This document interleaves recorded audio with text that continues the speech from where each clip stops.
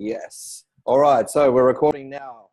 Hi, everyone. Ian Aldridge here from Progressive Legal, as well as Claire Mole joining the team. Say hi, Claire. Hi there. Welcome. And, yep, good idea. Let's all make sure our phones are on silent. Moi included. Apologies. No, that's okay. That's the grandfather clock in the background. Apologies. There's nothing I can do about that. All good.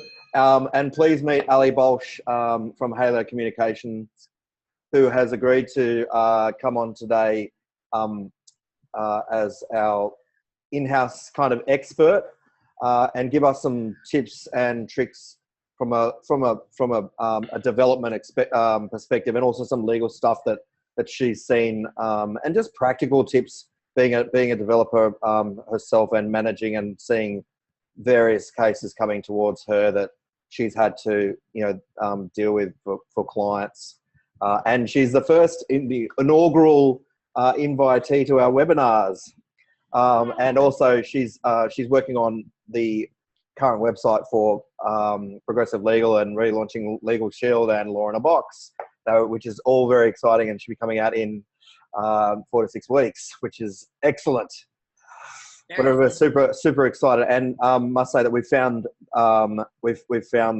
the process so different to previous web developers that we've engaged. Now that we've found Ali, and Ali's not paid to be here today. She's giving her time for us, which is fantastic. And likewise, we don't we don't get anything by it elsewhere. We were just talking to Ali, about all this sort of stuff to get some tips for people, and we just thought she had so much valuable information that we need to get her on the webinar to be able to share with everyone as well. So I just wanted to make sure that everyone knew, what that situation was. We are absolutely privileged to be able to bring this presentation to you today. We're going to keep it at half an hour, so that you know that you're only going to be on for half an hour. So it's going to be really, really fast paced.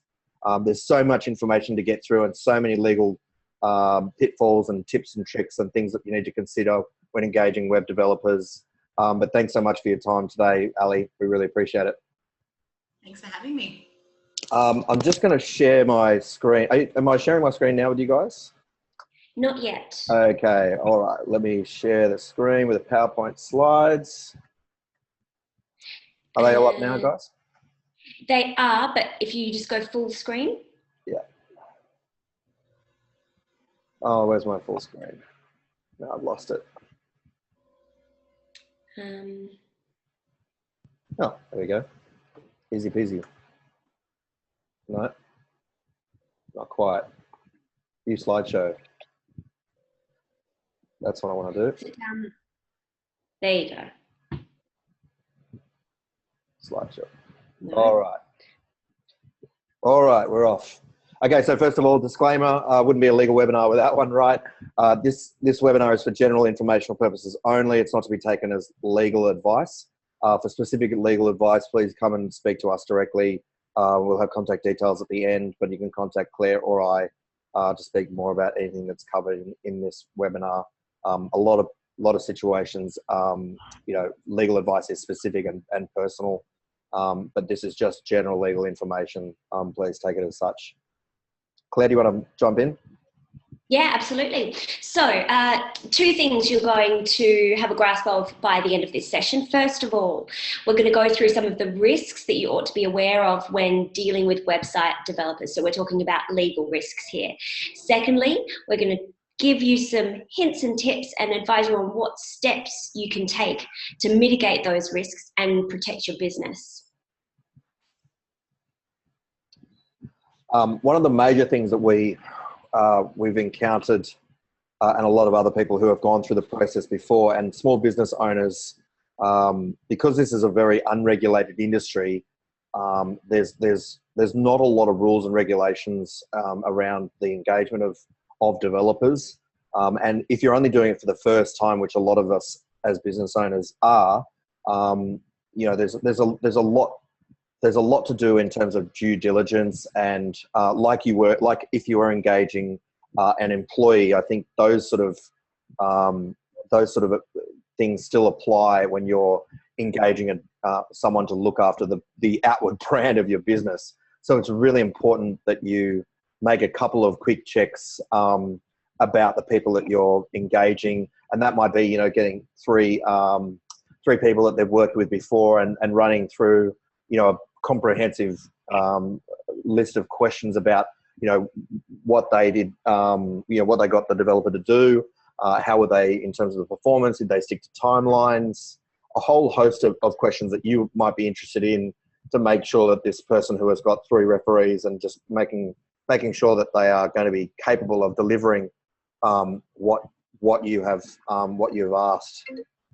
Even if they are your friend, we see time and time again clients say, oh, you know, I got this person, I've known them for ages, or she's a friend, he's a friend, he said he could help me out. More often than not, it goes pear-shaped. So you've even got to do your checks on your friends. Yep, absolutely. And also checking the business registration as well. It's a really simple process to do. We had a web developer that didn't even have, you know, the ABN that they provided us wasn't even registered. So we had to make sure that the contract was in the right name. Otherwise, there would be no legal recourse against that particular developer. If, you know, and we find this a lot with small businesses engaging with third parties that aren't employees, to make sure that these businesses that they're engaging with, the right details are on the contract, and they're currently registered. So many business owners deal with third parties that aren't registered. You know, it's not funny. And at the end of the day, if it all goes pear-shaped, you know, you may not have any legal recourse against, you know, against them. Another issue is, you know, a non-disclosure agreement. It's a really hot topic online, and you'll see a lot of people banning about advice which they're not legally qualified to do. But if an idea is really important and you want to protect it, you know, the general advice that we provide is that a non-disclosure agreement or a confidentiality agreement with a developer is a good start, especially when you don't know them from a bar of soap. You know, and if you've got an idea that you think is worth protecting, and that particular developer, you know, may have the means or resources, you know, to do this themselves if they just decided to go ahead and do it, or tell someone else. It's a case-by-case basis, and there's no one size fits all advice in that regard. And I'm sure, Ali, you've got your own views on it as well. But it's really important as well that you don't just use any NDA. I hear quite a few people say, oh yeah, I just got one from the internet, I'm just going to use that. No, because the NDA has to fit the particular arrangement that you're entering into. You know, you might even be using one that's not even compliant with Australian laws, which means it's not even worth the paper it's written on. So, you know, don't just use an NDA, but don't just use any NDA. Get legal advice. Yeah. Another thing is the importance of the briefing process and scoping.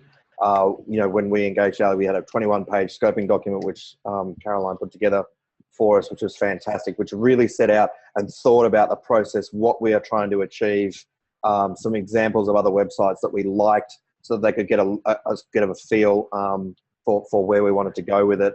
Ali, have you got some input on that?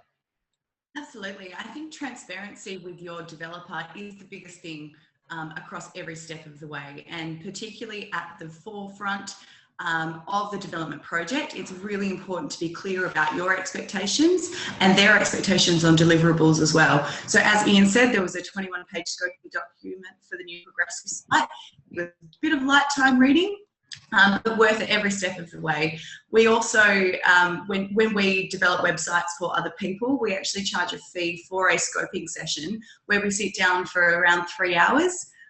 We talk to them about what the objectives of the website are, what they want to achieve from it, how it's going to work. We talk about user experience. We talk about the look and the aesthetics. So it's really important to make sure that every step of the way you're clearly communicating your expectations. And the best way to do that is in writing with a scoping document.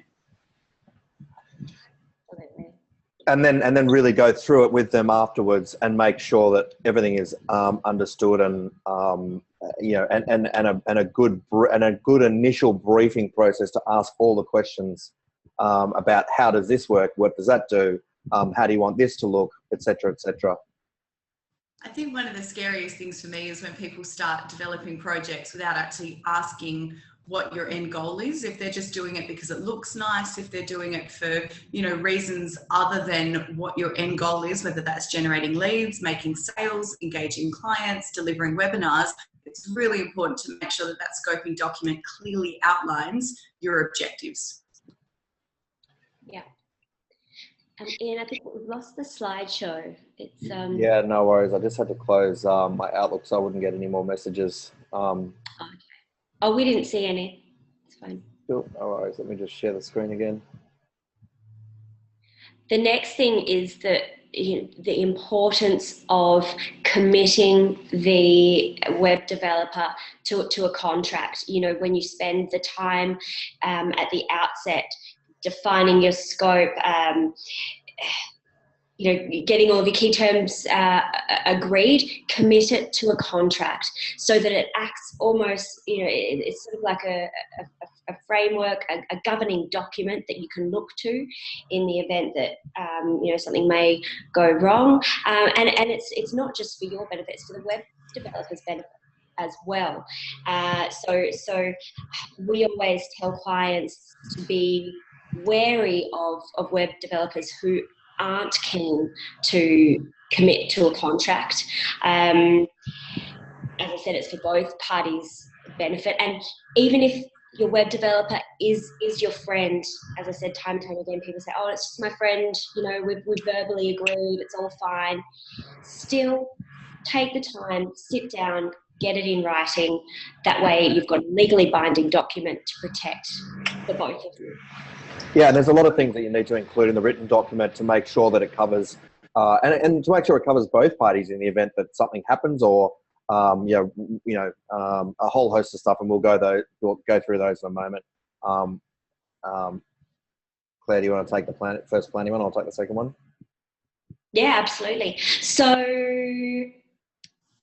I guess the most important thing at the outset is to obviously agree on what the scope of your relationship is. You know, what exactly are you engaging the developer to do? Ali, would you mind giving some examples of common scopes that you would use? Yeah, absolutely. I think one of the biggest things is the difference between design and development and user experience as well. So a graphic designer could easily design a website, but that might not necessarily translate into a great user experience. So it's very important to define what skills your web developer has within that scoping document, or where they might need to outsource that. So talking about, do you have the combination of design, development and user experience to make my website look good, function well and be a good experience? So that's one of the biggest things in the scoping document, is understanding your objectives and your web developer skills as well. And also, you know, big things like functionality. So you don't necessarily have to know how something is coded into the website, or what plugin needs to be used, or what platform needs to be used. You need to communicate your objectives with the web developer, and it's then up to them for them to come back and say, I recommend, based on this functionality you require, I recommend this implementation. So that's a really important part of the scoping document as well. Yeah, great. And what platforms are they going to be using?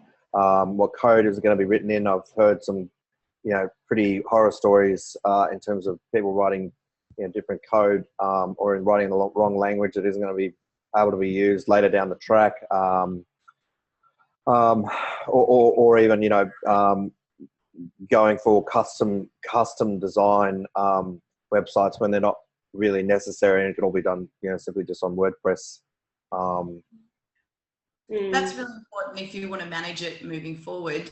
Is it built in a way that your developer always has, you always have to go back a developer to have it changed? So we always recommend making sure that there's a content management system included, whether that is used as part of a WordPress website, or Drupal or Joomla, or whichever platform your developer chooses to build it in, or you agree to build it in. It's important for them to understand your expectations of how it's going to be managed moving forward.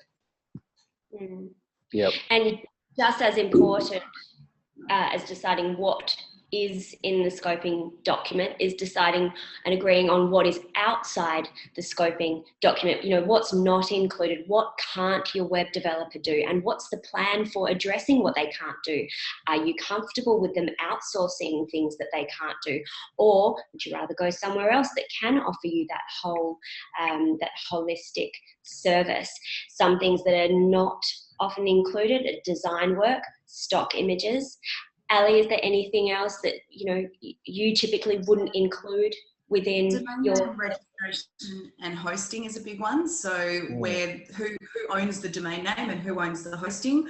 I always recommend that the client owns everything and gives the developer access. I've seen way too many times where there's been a falling out somewhere along the way. You've paid progress payments and all of a sudden you've lost everything because the developer owns all of it along the process.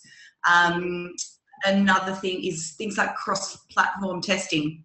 You know, when you get to the end and the website is delivered to you as ready to go live, has your developer tested it on Mac and a PC and on Safari and Firefox and Google Chrome? Has it been tested on an iPhone, on an iPad, on a Samsung, on a Windows phone? So cross-platform testing is really important as well.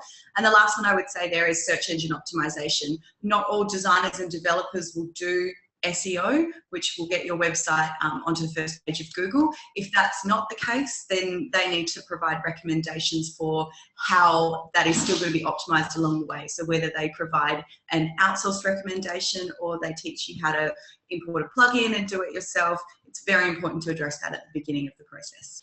Yeah, obviously from that you can see there's a whole host of stuff that you might think is included in, as part of, web development, but and obviously unless it's clearly communicated that it's not, this is where communication issues and disputes arise when there is some confusion, or if it's not clear, or if there's some ambiguity in the contract, or it hasn't been canvassed before. It's good for both parties to be able to make sure that all this is kind of dealt with prior to signing on the dotted line. And usually paying some form of a deposit to get underway, which most developers, will do. A lot of the times as well in the planning stage, a lot of developers will insist on an initial deposit, and just to be really clear about what that initial deposit constitutes, and making sure that the total amount of contract, working out the percentages of what is to be delivered at what points along the way. We'll get to that in a second. But that's all part of this initial sort of scoping area. Yeah, there were just, 3 more points just to quickly run through. Yeah. About where the website is going to be held while the work is approved, who has access, the importance of sitemap and wireframes prior to build. Ian, do you have any particular comments on that one? Yeah, I think it's certainly something that's come to us a few times, is when a developer doesn't provide these sitemaps and wireframes prior to going ahead and building the project. It can get very messy because there's so much. It's just vitally important to have some sort of a guideline to how your site is going to look, how it's going to function. And obviously Ali will be able to pitch in on this as well. I'm sure she's seen hundreds of evidences of this not happening. Ali? Yeah, absolutely. Again, it's with transparency and making sure communication is right, and you have shown your shown your objectives to the developer.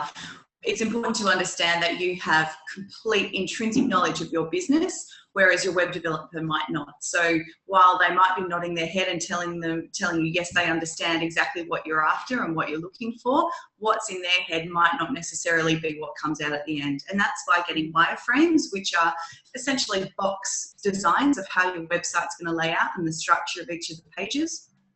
They are so important to have because you can make sure before anything starts to get built and when it's difficult to change, that you and your developer have a similar understanding of what each page is designed to look like and to function. Yeah.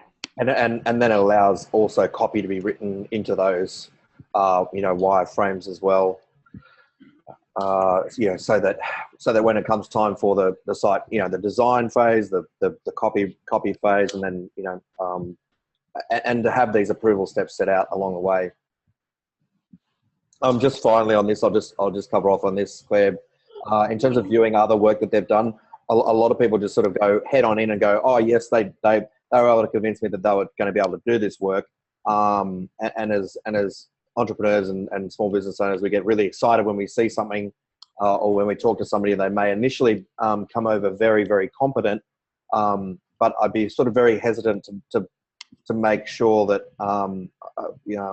that you've seen other work that they've done, to have a look and make sure that they're going to be able to build what you want, and either have built something similar before, or are capable of doing what you want them to do by looking at other work that they've done. Yeah.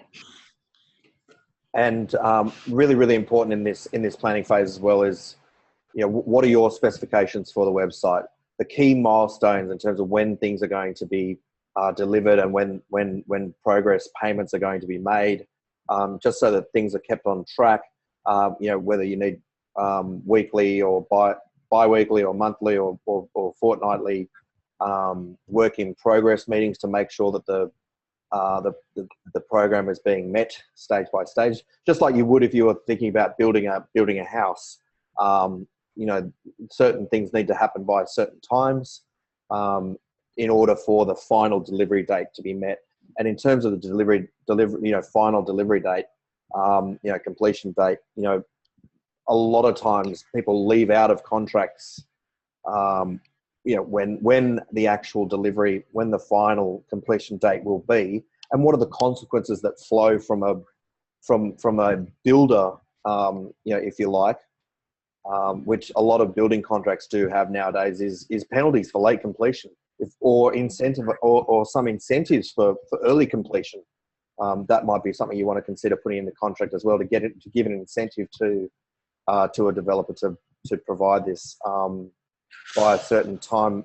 I think just sort of generally overall in this industry, just like the building industry, reaching critical dates is a really, really big area of dispute, and a lot of developers that we've kind of seen issues with have not been able to deliver by certain dates, which has led to frustration and also lost opportunity when people want to launch by a certain date, when they've got a whole bunch of other things that are going on in order to launch, and costs and all the rest that flow if things aren't met by a certain date. Say, for instance, with sales websites that want to be operating before Christmas, or before certain sales dates, really need to be very clear about what happens if they are not able to meet these key dates. Then what happens, and thinking about what causes flow from that. Are you able to terminate the contract at that point if certain things aren't met and not dealt with within, say, for instance, 7 days or some reasonable period, or if they're not able to complete if they are not able to complete by a certain date, or know that they are not going to be able to complete by a certain date, then what obligations flow from that? Are they obliged to tell you that they're not going to be able to meet that date when they become aware that they're not able to? Ali, do you want to? Yeah. Sorry. I was going to say, these are all things super important to cover in the contract. Have a process. If the web developer, and this can only be achieved by chatting through with the developer about, what they consider reasonable, what you would consider reasonable. What process? What's the process if there's an expected delayed? How do you grant an extension of time? That type of thing. Sorry, Ali. No, that's okay. It's a very important point. Making sure that there is a time frame in place, so deliverables every step of the way. We use Google Sheets because it's transparent and everyone can see it every step of the way. We also use the Basecamp project management system, where tasks are allocated to a certain person. So if you are dealing with multiple people in the team as well, it's important to have an escalation hierarchy there. So with Progressive, for example, there are a number of stakeholders in there. If one of them is, for example, delaying a certain part of it, which is going to push out the deliverables, we would then escalate that to Ian and have the conversation with him around, you know, how that is going to affect the overall deliverable of the website. So again, transparency, very important, and making sure that you put it in the contract around, if my developer is causing this delay and it's going to cause me a loss of sales, are there ramifications for that? Do we just want to be able to terminate straight away, or how are we going to approach that? Perfect. Yeah, and that's another good point as well with you know, with making sure you've got a project management system in place that can track, you know, instructions and you know, and have a written record of what is happening at certain times, so that everyone knows how to kick a goal, and if they're dragging their heels, and they're, you know, then people can follow up and say, you know, we need this now, or this is the deadline for this certain action that needs to take place. Just so, I mean, it's not just sort of dealing on a Word document where, you know, you get, you know, 3 or 4 people chiming in on a Word document, which can then just become completely onerous and futile. Another thing to consider is intellectual property. You know, who owns the intellectual property at what time? I'm just noting the time now, so we'll just wrap through the last 3 minutes. Intellectual property is a huge issue for dealing with web developers. The ordinary legal position is that whoever creates the intellectual property owns it, unless it's been assigned otherwise. So just like if you're dealing with a graphic designer, you need to have some form of clause in the contract to make sure that intellectual property is handed over either at completion or payment of fees, or right from the start. At some point in time, you know, you as the business owner and person paying need to make sure that the intellectual property is transferred at some point in time. It might be when you pay for that certain piece of intellectual property. If for some reason something happens during the process and the parties want to part ways, these are all the what-if questions that you need to deal with before you sign on the dotted line and draft this contract. Making sure that, okay, say for instance halfway through you lose faith in the developer and they're not able to deliver what you need, or something happens with the developer that means that you're not able to that they're not able to deliver on time, or something is frustrated that's outside the control of the developer. Then you want to make sure that this intellectual property is capable and able and written into the contract to be handed over. Yeah. But yeah, the overriding importance of a clear, structured approval process is really, really good. And having a project manager, either in your team or on their team or both, to make sure that you know, the cats are herded and all the sheep are in the pen at all times, so that this all happens in a very structured way, you know, along the process, and nothing is kind of held up. Amendments are often a big issue, aren't they, Ali? And it's super important that you decide at the outset, okay, if I want to make a change, who pays for that change? You know, what's the process, again, to be covered off in the contract? It's why it's so important for us to have the designs signed off from the very beginning. So our process goes: the creation of the sitemap, wireframes. We then design up all of the main pages in Photoshop, so you can actually see exactly what's going to be delivered, and that is how it's built. If you decide afterwards that, okay, I need that image to go there, or I want that button to do this or that, we do offer 2 rounds of changes, and I think it's very important to make sure that you speak to your developer about how many rounds of changes and reviews you get every step of the way, just to make sure that it's not set in stone. There is a little bit of flexibility there, but you're protected in case you change your mind about certain things, and your developer's also protected from the point of view that you just can't keep, you know, changing your mind and it goes on for 12 months. So you want to make sure that what is delivered is going to be practical for purpose, but also remember that your website is evolving, so it's never going to be perfect the first time that you launch it. It always needs to have evolution every step of the way.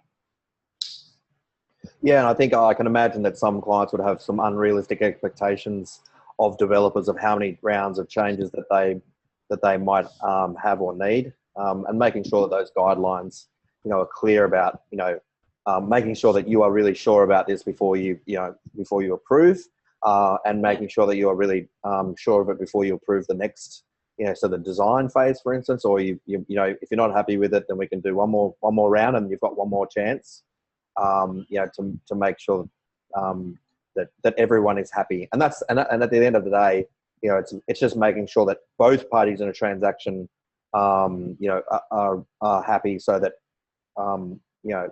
the clients will sing the praises of the developer, and the developer will be able to hold out to other clients. Look at this, look at this client that we helped, and look what we've done for them, and be part of their, part of their profile and part of their portfolio. Yeah.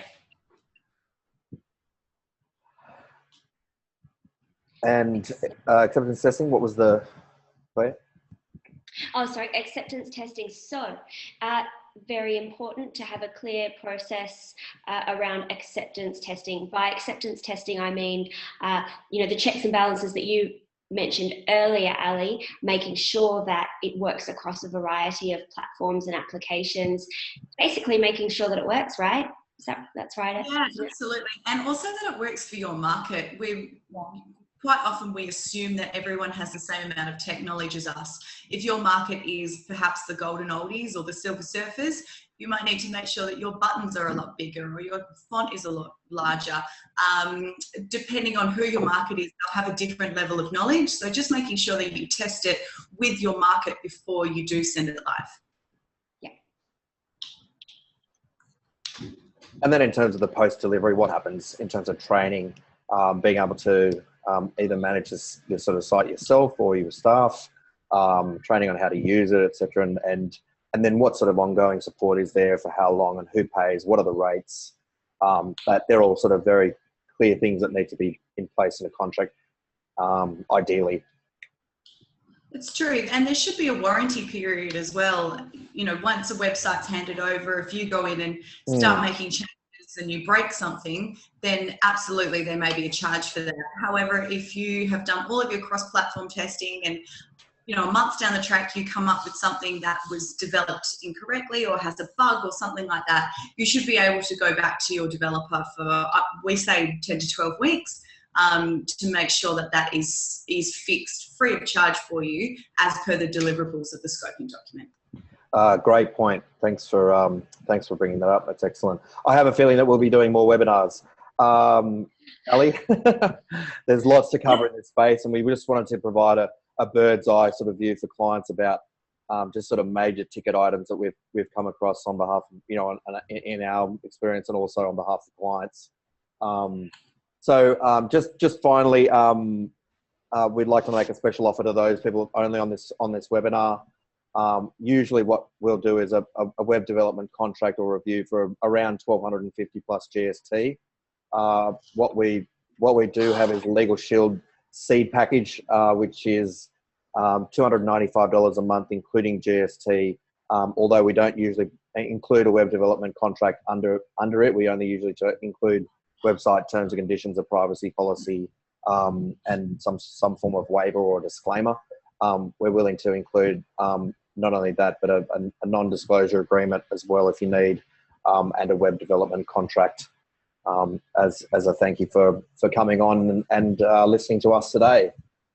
If you just go to progressivelegal.com.au or contact either myself or Claire, I've got Ali's email address there as well if you'd like to contact her at Halo Communications.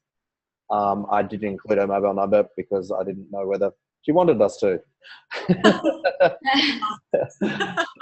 But there is her email, and if you'd like to check either Ali or ourselves out online, then please do so. Thanks so much for your time today. I know we ran over again, but we're only over by 5 minutes. I hope it's okay. I hope you got a lot of value out of today, and thanks so much, Ali, for joining us and giving some great insider knowledge too.